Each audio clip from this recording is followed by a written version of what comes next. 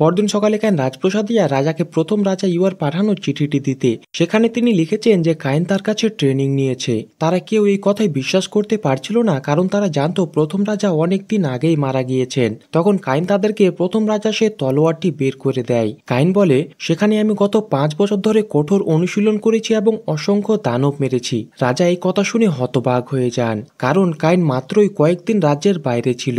এই সময় Duke Eric বলেন, গিল্ড থেকে তোমার জন্য নোটিশ এসেছিল, যেখানে লেখা ছিল এ র্যাঙ্কে পদোন্নীত হওয়ার জন্য যে কোয়েস্টটি দেওয়া হয়েছিল সেটি না করলে তোমার রেজিস্ট্রেশন ক্যান্সেল হয়ে যাবে। তাই গিল্ডে পৌঁছে সে গিল্ড মাস্টারের সঙ্গে দেখা করে বলে, স্কুলের কাজের ব্যস্ততার কারণে আমি আসতে পারিনি। গিল্ড মাস্টার বলল, আজই হলো পদোন্নতির শেষ দিন, তাই আজকে এটি তোমাকে সম্পন্ন করতে হবে। তোমার কোয়েস্টটি হলো একদল ডাকাতকে ধরে আনা যারা প্রায়শই রাজধানীর প্রবেশপথে আক্রমণ চালায়। কিন্তু কায়েনের কাছে এটি মোটেও কঠিন কাজ ছিল না, তাই সে সঙ্গে সঙ্গে টেলিপোর্ট করে সেই অবস্থানে পৌঁছে যায়। সে আকাশে উড়ে উড়ে ডাকাতদের খুঁজতে থাকে। সেখানে দেখতে পায় যে ডাকাতরা কিছু মানুষকে ঘিরে ফেলেছে।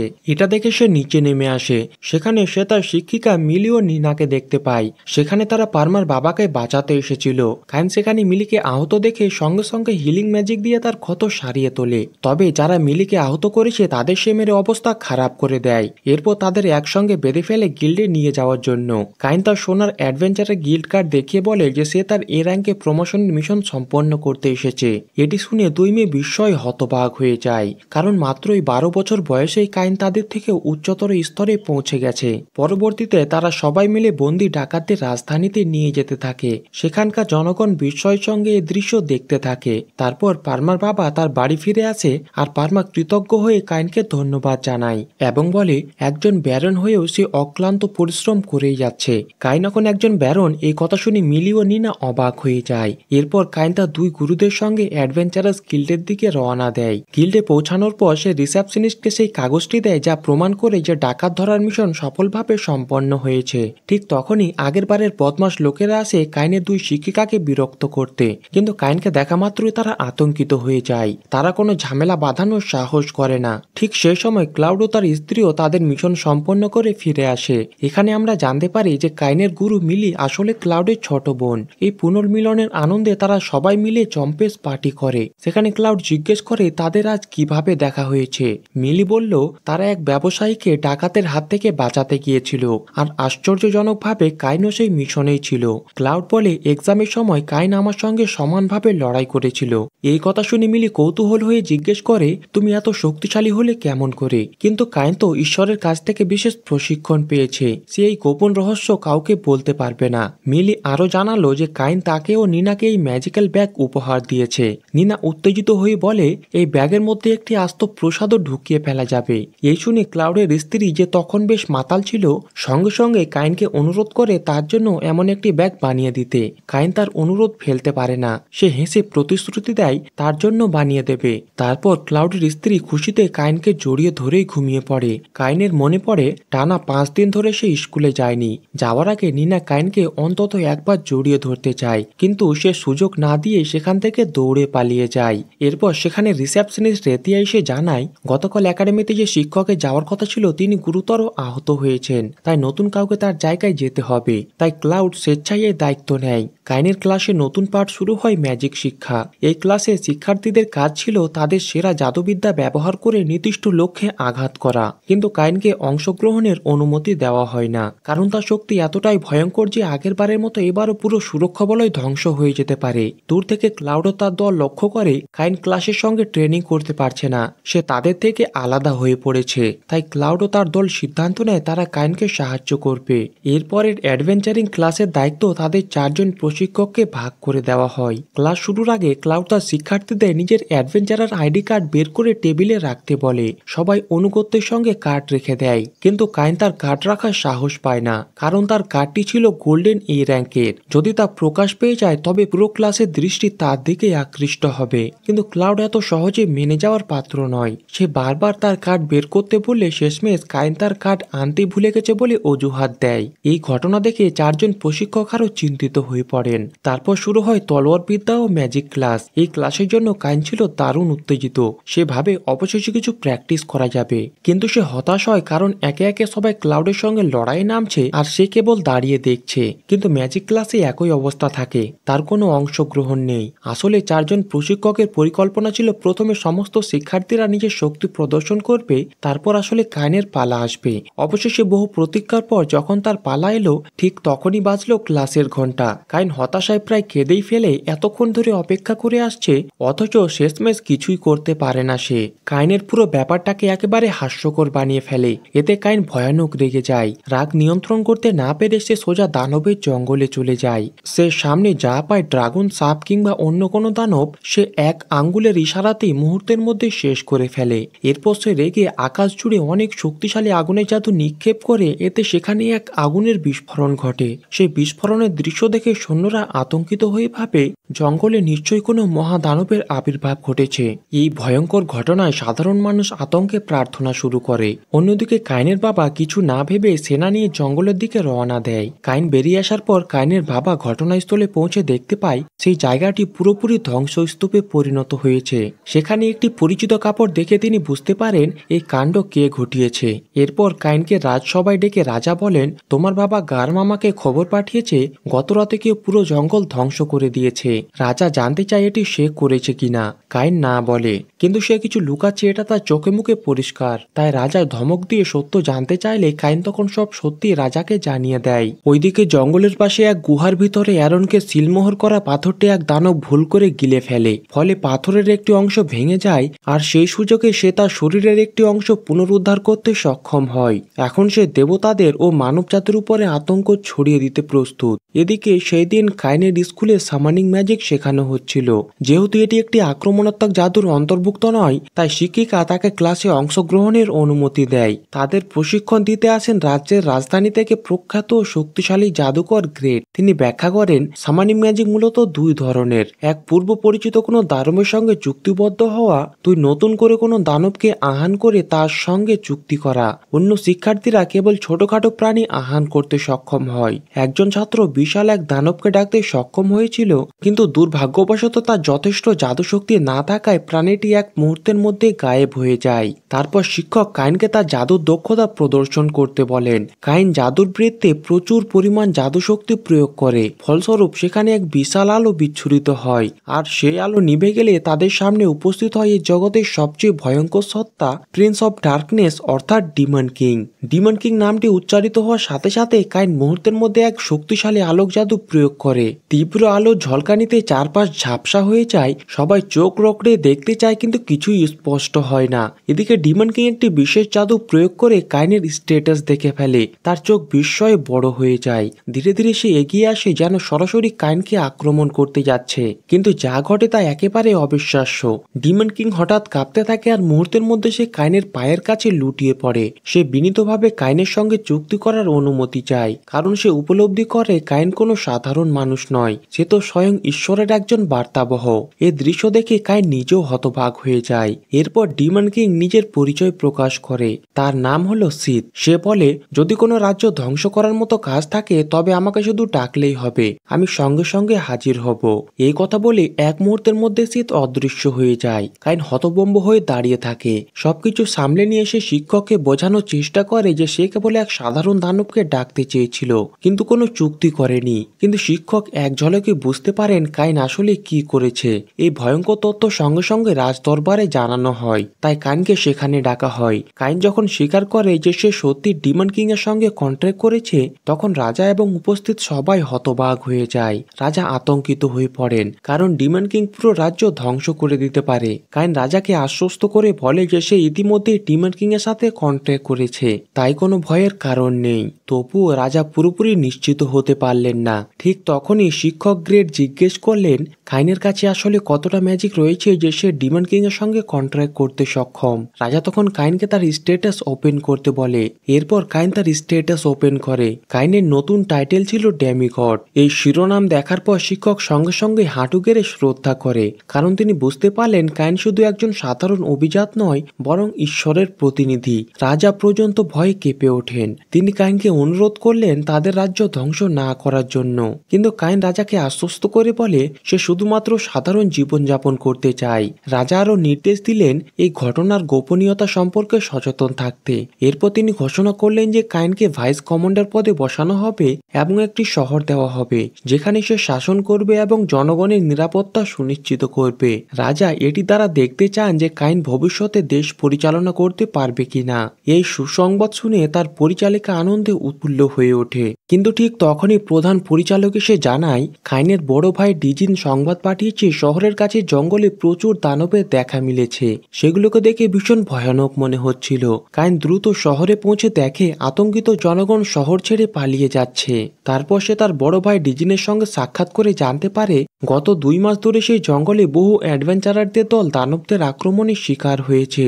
যদি এমন চলতে থাকে তবে 10 বছর আগের মতোই দানবরা আবার শহরে প্রবেশ করতে পারে। কাইন তৎক্ষণাৎ সিদ্ধান্ত নেয় সে নিজেই জঙ্গলে গিয়ে এই ঘটনার তদন্ত করবে। তবে ডিজিন মনে করে যেহেতু কাইন একজন অভিজাত তার জন্য এই ধরনের ঝুঁকিপূর্ণ কাজ করা উচিত হবে না। কিন্তু কাইন তার এ র্যাঙ্কের গিল্ড কার্ড দেখিয়ে বলে সে একজন হাই র্যাঙ্কের অ্যাডভেঞ্চারার। তারপর সে 10 বছরে একটি বিশাল রেড ড্রাগন পরাজিত করেছে।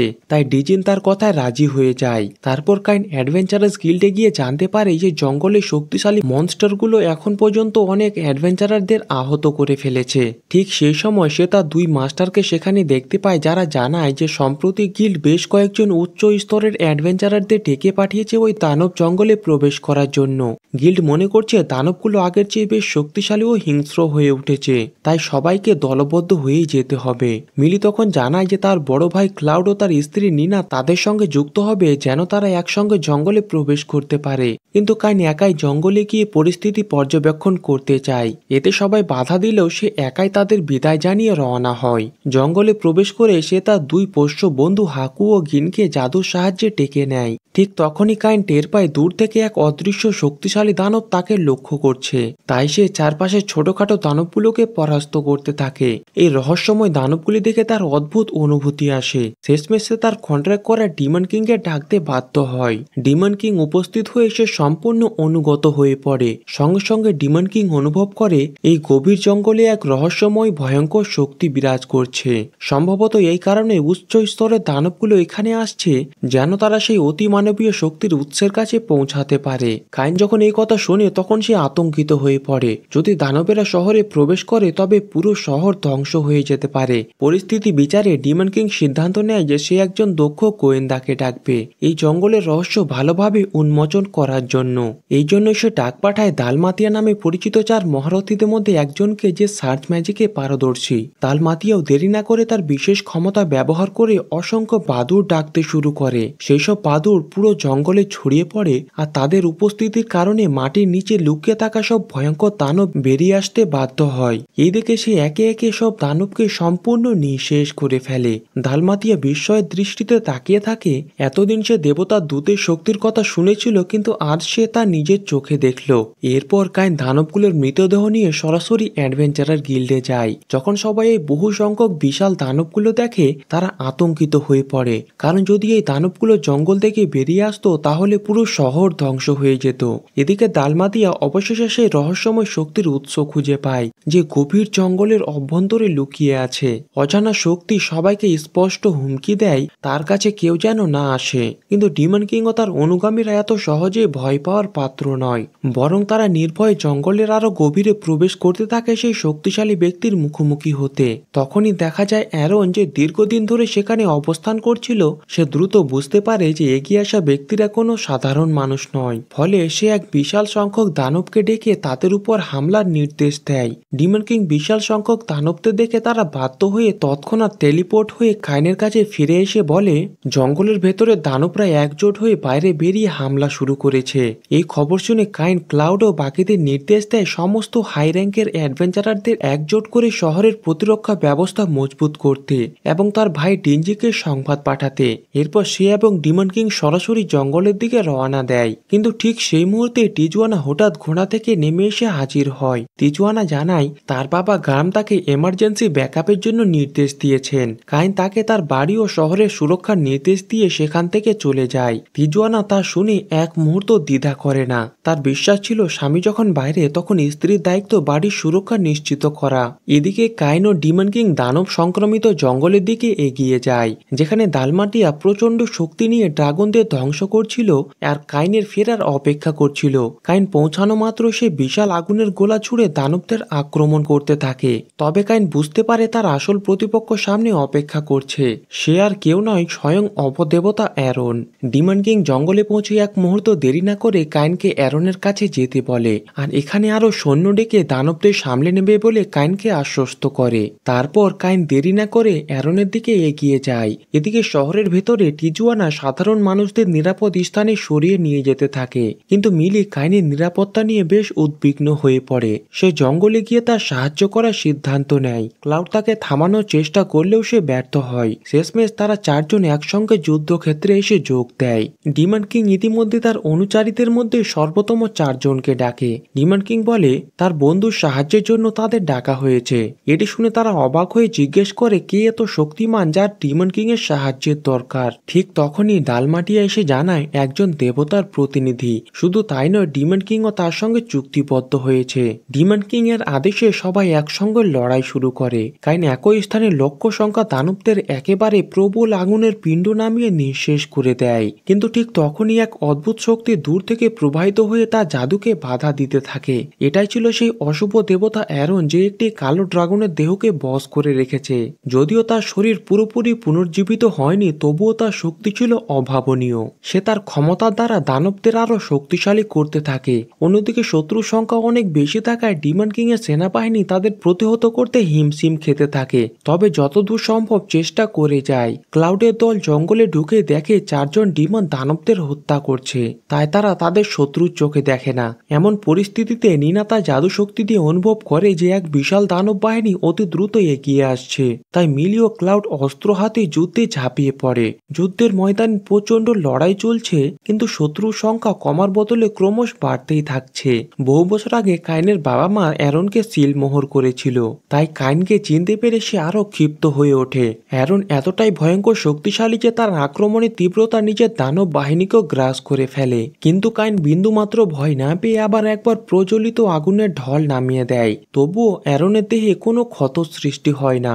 অন্যদিকে ক্লাউডের দল নিরন্তরভাবে দানব মেরে ক্লান্ত হয়ে পড়ছে, তবুও পিছনে হটছে না। কিন্তু বিপর্যয়ের আশঙ্কা ক্রমশ ঘনিয়ে আসতে থাকে আর নিনার জাদুশক্তি প্রায় শেষ হয়ে আসে। সে এখন নড়তেও পারে না। কিন্তু ক্লাউড কি এত সহজে তার দলকে মৃত্যুর মুখে ফেলে দিতে পারে? শেষ নিঃশ্বাস পর্যন্ত ক্লাউড লড়ে যাওয়ার সিদ্ধান্ত নেয়। কিন্তু সেই সময় এক বড় দানব ক্লাউডের উপরে হামলা করে দেয়, আর ক্লাউডের এতটুকু শক্তি ছিল না যে তা প্রতিহত করে। ঠিক তখনই টিজুয়ানা যুদ্ধক্ষেত্রে এসে তাদের জীবন বাঁচায়। শহরের প্রতিরক্ষা প্রস্তুতি সম্পন্ন করার পর টিজুয়ানা তার নাইট দল নিয়ে যুদ্ধের মূল ময়দানে এসেছে। এদিকে অশুভ দেবতা অ্যারন হঠাৎ কাইনের দিকে তীব্র ক্রোধ নিয়ে নিরন্তর আক্রমণ করতে থাকে। অ্যারনের আক্রমণ প্রতিহত করতে না পেরে কাইন দ্রুত পাশ কাটিয়ে সরে গিয়ে আঘাত এড়িয়ে যায়। এরপর কাইন সামান ম্যাজিকের মাধ্যমে হাকু ও গিনিকে ডেকে নেয় তাকে সাহায্যের জন্য। কিন্তু অ্যারন এত সহজে পিছু হটার পাত্র নয়। সে তার শক্তিশালী আঘাতে হাকুকে আঘাত করে মাটিতে ফেলে দেয়। যখনই সে হাকুকে শেষ করতে উদ্যত হয়, তখনই গিনি ঝাঁপিয়ে পড়ে তাকে রক্ষা করতে। প্রিয় সঙ্গীতের এমন বিপর্যয়ের মুখে দেখে কাইন আর স্থির থাকতে পারে না। তৎক্ষণাৎ সে সামনে এগিয়ে এসে অ্যারনের আক্রমণ প্রতিহত করে। তখন কাইন কঠিন সিদ্ধান্ত নেয়। এবার সে তার সমস্ত জাদুশক্তি উজাড় করতে বাধ্য হয়, কারণ এটি হলো তার শেষ সুযোগ। গভীর সংকল্পে ভরা কণ্ঠে কাইন ঘোষণা করে, আমি আমার সমস্ত শক্তি দিয়ে প্রিয়জনদের রক্ষা করব। মুহূর্তের মধ্যে তার জাদুর ক্ষমতা অসীম মাত্রায় বৃদ্ধি পায় এবং বিশাল আলোর স্তম্ভ আকাশ চিরে উপরে উঠে যায়, যার তীব্রতা দেখে সবাই বিস্ময়ে হতবাক হয়ে যায়। যদিও এর ফলে তার শরীর প্রায় ভেঙে পড়ার উপক্রম হয়, তবুও কাইন হার মানে না। শেষ পর্যন্ত প্রচন্ড বিস্ফোরণের মাঝে অ্যারন পরাস্ত হয়, কিন্তু কাইন নিশ্চিত ছিল না যে অ্যারন সম্পূর্ণ ধ্বংস হয়েছে কিনা। ঠিক তখনই ডিমন কিং ও তার অনুচরেরা ঘটনাস্থলে এসে উপস্থিত হয় এবং দেখে অ্যারন সম্পূর্ণ বিলীন হয়ে গেছে। যুদ্ধের সমাপ্তিতে দানব বাহিনীও পিছনে হটে গেছে। কাইন নিরাপদে ফিরে আসলে তার বন্ধুরা উচ্ছ্বাসে তাকে জড়িয়ে ধরে বিজয়ের আনন্দ উদযাপন যাপন করে। দূরে দাঁড়িয়ে ডিমন কিং প্রশান্ত দৃষ্টিতে কাইনের দিকে তাকিয়ে থাকে এবং বলে, ঈশ্বরের যেন এই জগতে সত্যিকারের এক সৎ ও দয়ালু যোদ্ধা পাঠিয়েছেন। পরদিন রাজা কাইনকে রাজদরবারে ডেকে জানতে চান গতকাল আকাশে সেই বিশাল আলোর বিস্ফোরণের ব্যাপারটি। কাইন তখন ব্যাখ্যা করে যে এক কালো ড্রাগনের বিরুদ্ধে যুদ্ধে সে ভুলবশত সর্বোচ্চ স্তরে জাদু প্রয়োগ করেছিল এবং সেই সময় তাকে ডিমন কিং ও তার বাহিনীর সহায়তাও নিতে হয়েছিল। এই দুই ঘটনা শোনার পর রাজা এতটাই আতঙ্কিত হয়ে পড়েন যে তিনি রাজ সিংহাসন ত্যাগ করার সিদ্ধান্ত নেন। তবে তার আগে কাইনকে অসাধারণ কৃতিত্বের স্বীকৃতি হিসেবে তিনি তাকে এক বিশেষ পুরস্কার প্রদান করেন। এই সম্মানসূচক পুরস্কার হিসেবে কাইনকে ভিসকাউন্ট উপাধি দেওয়া হয় এবং তার শাসনের জন্য একটি স্বতন্ত্র রাজ্যও দেওয়া হয়। এ ব্যাপারে জানতে পেরে টিজুয়ানা উদ্বিগ্ন হয়ে পড়ে, কারণ কিছু শক্তিশালী অ্যাডভেঞ্চারাররা সেই রাজ্যটি দখল করে রয়েছে। সেই রাজ্যে তারা কোনো নোবেলকে টিকতে দেয় না। তবে কাইনের জন্য এটি মোটেও কোনো চ্যালেঞ্জের বিষয় নয়। পরদিন সকালে কাইন নিজের নতুন শহর ডরেনথলে গিয়ে সঙ্গে সঙ্গে সেই অ্যাডভেঞ্চারার গিল্ডে হামলা করে দেয়। কয়েক মুহূর্তের মধ্যে পুরো যুদ্ধক্ষেত্রকে একাই তছনছ করে ফেলে। এরপর এক মেয়েকে বিরক্ত করতে দেখে কাইন কিছু অ্যাডভেঞ্চারারদের শিক্ষা দিতে গিয়ে গার্ডদের হাতে গ্রেপ্তার হয়ে যায়। রাজা যখন এই ঘটনা ব্যাপারে জানতে পারে তখন তিনি হতবাক হয়ে যান। যদিও পরে কাইনকে মুক্তি দেওয়া হয়। কাইন যখন ডোরিনথল শহরের এই পুরো ঘটনাটি টেলিস্টিয়া ও সিল্কের কাছে বর্ণনা করছিল, ঠিক তখনই ডিমন কিং তার কাছে সাহায্যের জন্য উপস্থিত হয়, কারণ তার স্ত্রী তাকে বাড়ি থেকে বের করে দিয়েছে। আসলে ডিমন কিং একটি অন্য মেয়ের সঙ্গে দুষ্টু কাজ করার চেষ্টা করেছিল, তাই তার স্ত্রী রাগান্বিত হয়ে তাকে ডিমন রাজ্য থেকে বের করে মানুষদের জগতে তাড়িয়ে দিয়েছে।